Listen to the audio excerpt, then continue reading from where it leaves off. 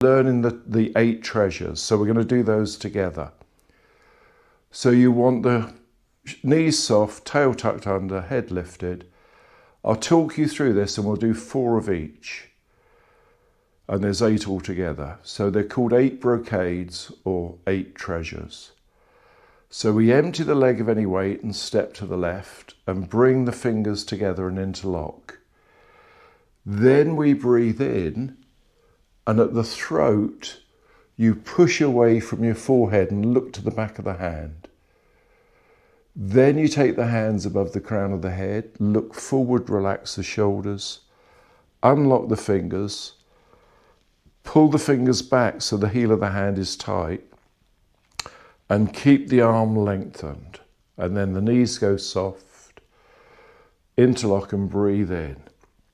Breathe in, breathe in, breathe in, breathe out. Breathe in. Look forward and relax the shoulders and unlock, breathe out. Doing this at home, you do maybe 8 of each. We'll do 4 today. Breathing in, breathing out. Breathing in, breathing out. And last one. In, rotate, relax the shoulders, breathe out. There'll be a little bit of tension in the shoulders as you take them above the head, but then you look forward and drop the shoulders and then unlock. And then empty the leg of that weight and come back in. Second one is opening the chest as if you're pulling a bow and pulling a string. So you want to feel that the bow and the string need some effort to open. It's not just an arm movement. In this one, we pull the string with a tiger's claw, so the fingers are tight, so that claw pulls the string. And we use the finger to the ceiling and the thumb towards me to open up the body, and we look beyond that to the target in the distance. This becomes very simple after 4 or 5 weeks, so don't worry, but we push forward and we step to the left. We settle into what's called horse stance. We cross and we open the chest with a little bit of energy, and we look beyond the index finger, relax the shoulders, release. And the other hand helps us back in by coming slightly diagonal forward. So go to the other side, settle into horse stance, cross the arms and open. Release and come back in. And again the other side. Opening the chest, relaxing, losing any tension, opening the back, extending, and then release. And one more the other side.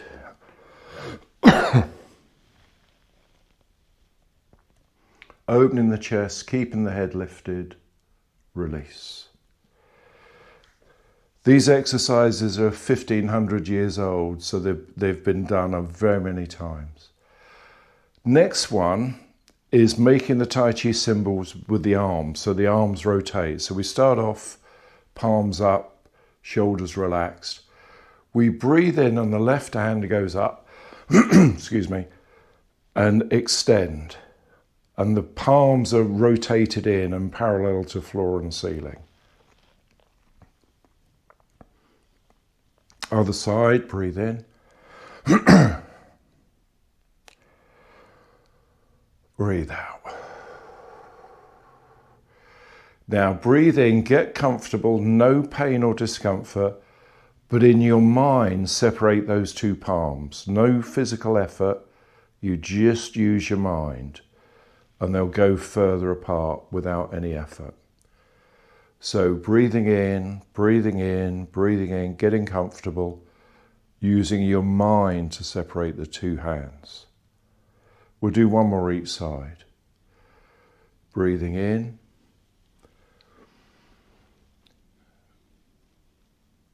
breathing out, breathing in, breathing out. And then the foot comes in. And at home you do the other side if you're doing this yourself. The next one involves stepping to the side, to the left. You open your hands, you relax the shoulders and you open the fingers. And you want to feel as if your palms are being pushed forward, but you hold them steady. So you've got active palms. Now then, we use the eyes here. We look to the left. And when the eyes can go no further, we turn the head and we look over the left shoulder and we rotate the arm. So the thumb and little finger reverse. And then we relax off and come back in. So we step, excuse me, we step and we hold steady, we relax the shoulders, we're looking ahead, the palms are active. We look and then we turn the head and at the same time we turn the arms, rotate the palm and look over the other shoulder. Come back in. This is called looking over the shoulder to release past injuries. So we're trying to realign the body's body memory, muscle memory, so that we release those tensions and those aches. And then back in. And open and rotate. Now, the next one involves bending at the waist and dropping the head. So if you've got blood pressure issues, be careful. But the hands are going to come under the armpit and then down either side of the spine. And then we had 3 fingers just lightly touch the midline going down the seam of the back of the leg. And then I'll tell you what we do after that when we come to it. So you breathe in and the hands circle. Now the palms are flat and you push down, but you lift the head. Make the thumb and fingers touch gently underneath the armpit. Go down the spine. 3 fingers find each line down the leg and you sink. You don't need to go low. And then the fingers come in front of the toes and the hands go forward and the bottom goes back. So you've got a flat back to come up. We'll do 2 more, breathing in, breathing out. Breathing in, lifting, breathing out. And because you're working your lower spine, don't do more than 8 of these in any one day. You don't want to strain the lower spine. Down, relax, around and forward. And down. The next one is a little complicated, so I'm going to give you an option. The simple option is a spinal rotation. So the 2 palms are facing. You drop the left hand and rotate around your own axis to work the lower spine. Come back. Not pushing, just relaxing the body and rotating. And around. And then again, we'll just do 1 more each side.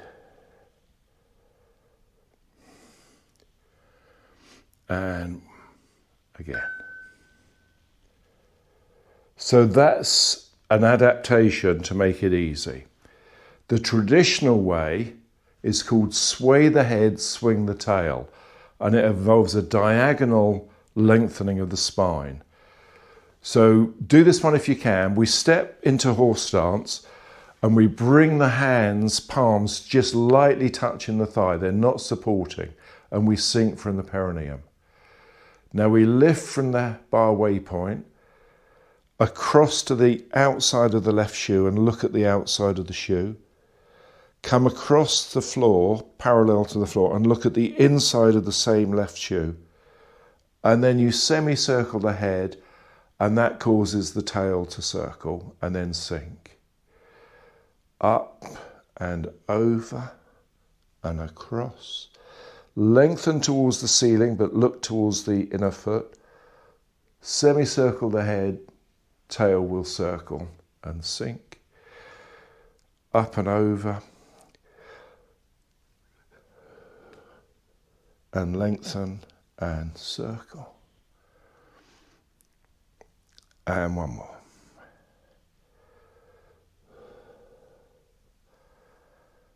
And circle. So I had to go all the way to China to learn that one because I couldn't get it from the book or the video. The next one involves what's called the angry fist. So the thumb is going to go into the palm and the fingers close one by one to make a fist. You'd never punch like this. But what you're going to do is you're going to put the negative emotion into this fist by glaring at it as it comes forward with the punch. But you've got to imagine resistance to that punch, as if you're resisting all the time. So you get the resistance by pushing the arm into the side of the body. So we get into horse stance and make the fist. So left arm pushes into the left side of the body and the punch comes forward and you glare at that fist and you pull the waist around with the other elbow, so you're rotating as well. Then you let that negative energy go. You gather in fresh energy from the earth and you close it into the fist, and then a soft gaze to the fist as it comes back, but still with that feeling of resistance. So punch and glare and glare and glare and release. And over and in. Punch and glare and open and in, and one more.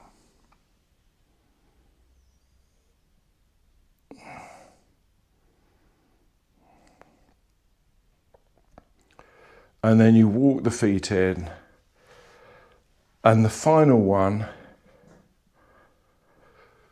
is coming up on the bubbling wellspring, the ball of the foot.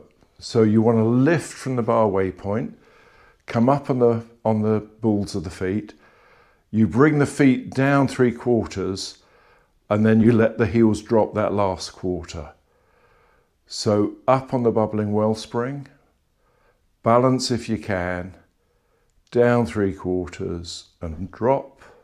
2 more, up on the bubbling wellspring, down 3/4 and drop, and 1 more. And then always we take a little time at the end to settle the energy. So we step to the left, the hands go back on the dantian just below the navel, 3 fingers below the navel. Open under the armpit so you can breathe easily, knees soft, tail tucked under, head lifted. And then we spend 1 or 2 minutes just breathing deep, tongue on the roof of the mouth. And that is your Daoyin. So I'll time us for a minute, and in that minute, just enjoy that tranquility that we talked about. Put your mind in your body and breathe deep.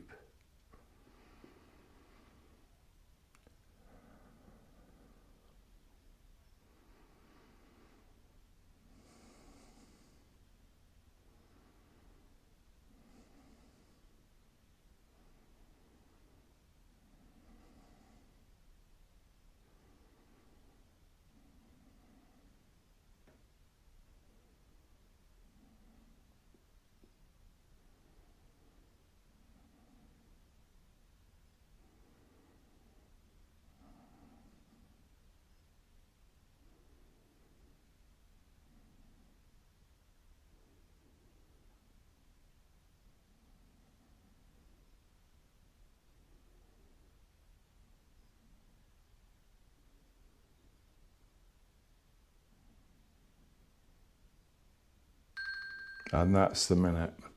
A minute is such a long time when you're not doing anything. So now we're going to go straight on to beginning to learn the Tai Chi. So we're doing a Tai Chi form, the 10, which is a constrained form. It's not got the full movement. So if you've got limited space, this is a good one to do. We're going to move forward to learn the 24, which is a more complicated sequence. But the moves in the 10 and the 24 are common. So learning the 10 is a stepping stone to the 24. If you've never done Tai Chi before, it's all about moving and opening the body in specific ways. So we're going to do it together, and we'll go through it maybe twice. The first time I'm going to do each of the routines twice so that you can begin to learn it, and then we'll put it all together into a single routine.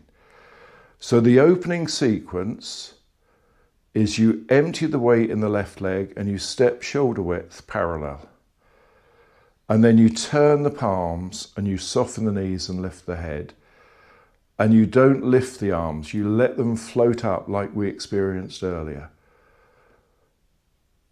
And then settle. The arms are hanging in space without any effort. We'll do that one more time because I want to explain. Although Tai Chi is for health and well-being, it's also a defensive martial art. So this particular move done without any tension is a block to someone's stop.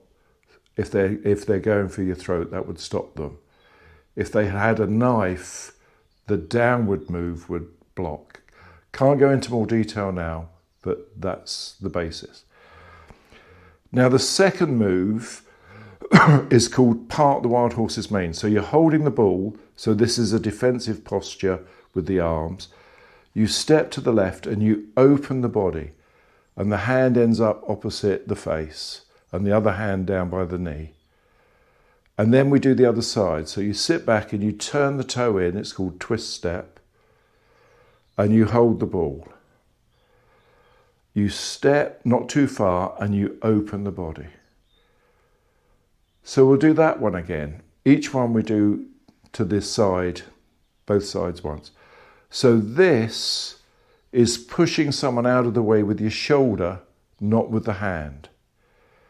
It's a shoulder strike. Someone's in your way and you're just letting them know that you're in charge. The next one is brush knee and push. So to the left, you push. Keep the shoulder back, don't let the shoulder engage. You're not pushing with your hand, you're pushing from your feet through the torso into the shoulder and then down. So we'll do that one more time as well. So brush knee, that's brushing someone's foot out of the way because they're going to kick you. And you push them in the chest so you can run away to safety. And then back. Two cloud hands to the left. This is a move that you think involves the hands waving. It doesn't. You step and your torso change direction to block. This is a block. And then back the other way. So if you were in a stadium crush and you had children with you and you wanted to create space, we'll go back the other way twice. You wouldn't push with your hand, you'd push with your hip and your shoulder to give space to those children that are with you. So look, you step into the crowd and you push them out of the way so that you can breathe. People die in crushes because they can't breathe. So you've got to stay nice and open. You step and you push them out of the way.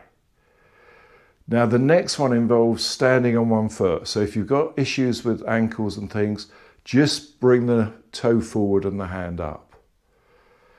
If you've got good balance and that will improve, you can lift the knee and lift the hand. Again, it's a block, someone attacking you, knee and elbow, and the same again, knee and elbow. Next is a diagonal extension. Now you can keep the foot on the floor and block with the hands, and the same the other side. Or you can lift the knee and the foot and get some balance work done as well. So, lift and open. Because my Achilles is playing up, I'm limited in what I can demonstrate, but the videos show you what to do in detail. And then to the right, we do Pung, Lu, Ji and Arm, 4 energies. Pung is ward off, Lu is roll back, Ji is press, Arm is push. We then do the same the other side, so there's all symmetry in the 10. Ward off, roll back, press, push. We're going to do that one more time because I want to just emphasize the weight of the feet is constantly changing. Weight more towards the front, weight more towards the rear. Weight more towards the front, rear, front. So this constant weight change is really good for your body, for the immune system and all other things. So ward off, roll back. These are seen as the 4 essential energies: press and push. And then the close, open, bring the foot back in,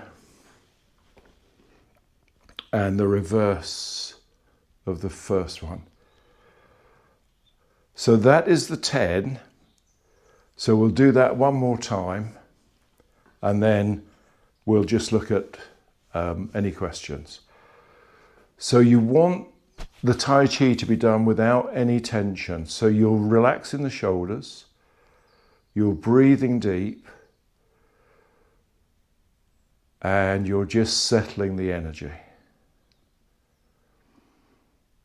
We step to the left, we just do it once each side, and we open.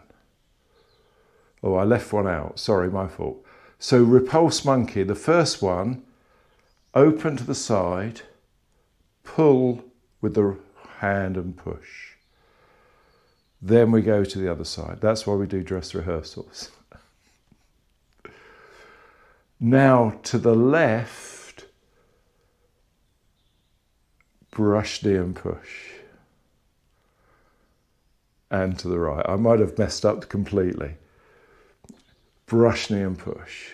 Next is part the wild horse's mane. Sorry about that. Open the body. And open the part the wild horse's mane. 2 cloud hands to the left, creating space so you can breathe. And 2 back the other way. If you understand that you're creating space to breathe, it makes it more sense. Rooster on one leg, rooster on the other leg. Diagonal heel kick.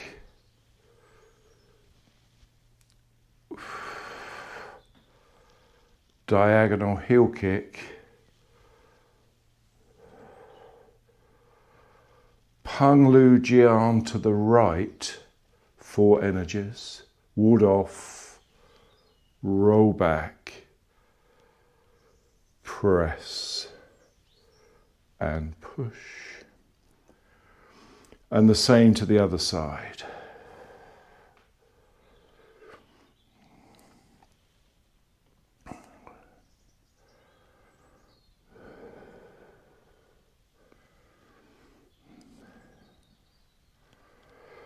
And then the closing movement, the hands are blocking and circling and crossing, again a defensive move, over the top and down. Foot in, little bow.